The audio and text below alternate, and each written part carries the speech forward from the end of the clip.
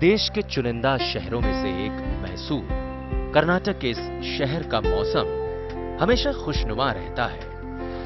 यहाँ की मिट्टी भी काफी उपजाऊ है। मैसूर से करीब 35 किलोमीटर दूर एक गांव है जिमारा हल्ली।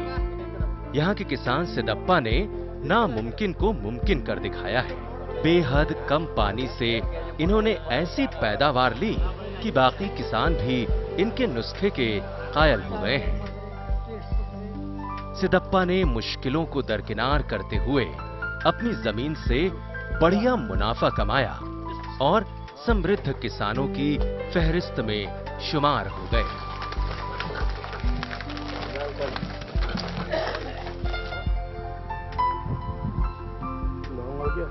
दरअसल सिदप्पा ने अपनी जमीन और पानी की मौजूदगी को ध्यान में रखते हुए फसलों का चयन किया।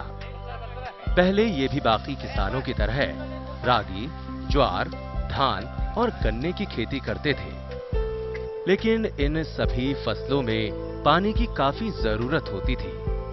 लिहाजा सिदप्पा ने बारीकी से गौर किया कि आखिर ये कौन सी ऐसी फसलें उगा सकते हैं जिनमें इनकी आमदनी भी अच्छी हो और फसल के दौरान पानी की भी कम जरूरत पड़े। सिदप्पा ने इसके लिए इलाके के कृषि अधिकारियों और जानकारों से बातचीत की।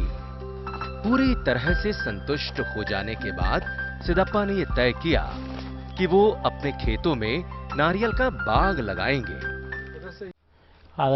जमीन इतना मात्रा आगा नाम ಅದಲ್ಲೇ ಬೆಳೆದು हमारे पिताजी पुराने तरीके से खेती करते थे। हम बहुत परेशानी में थे। फिर हमने अलग तरीके से खेती करने का मन बनाया। कृषि अधिकारियों से मुलाकात की। अब कम लागत में अच्छी उपज ले रहे हैं। ಎಲ್ಲ ಆವಾಗ ನಾನು ಚಿಕ್ಕವ, ನಮ್ಮ ತಾಯಿ ಸೊಪ್ಪು ಬೇಯಿಸ್ಕೊಡ್ತಿದ್ರು ನಮಗೆ, ನನಗೆ ಗೊತ್ತಾಗಿರೋ ಮಟ್ಟಿಗೆ।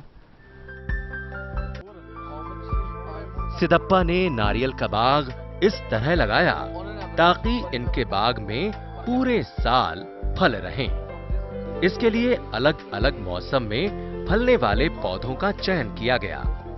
इनके बाग में नारियल के ज्यादातर पेड़ उस प्रजाति के हैं जिन पर 12 महीने फल रहता है।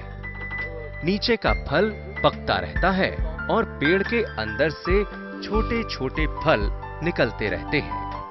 इस तरह नारियल तोड़ने और बेचने का सिलसिला भी पूरे साल तक चलता रहता है। नारियल की खेती से सिदप्पा को पूरे साल आमदनी होती रहती है।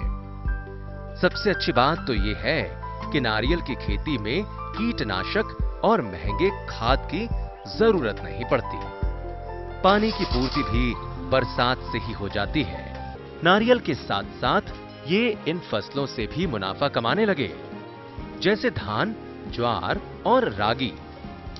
जिस जमीन से किसान 1 या 2 फसल लेते, उस जमीन से सिदप्पा 3 से 4 फसलें लेने लगे। खेती के साथ साथ नारियल से भी इन्हें अच्छी आमदनी होने लगी।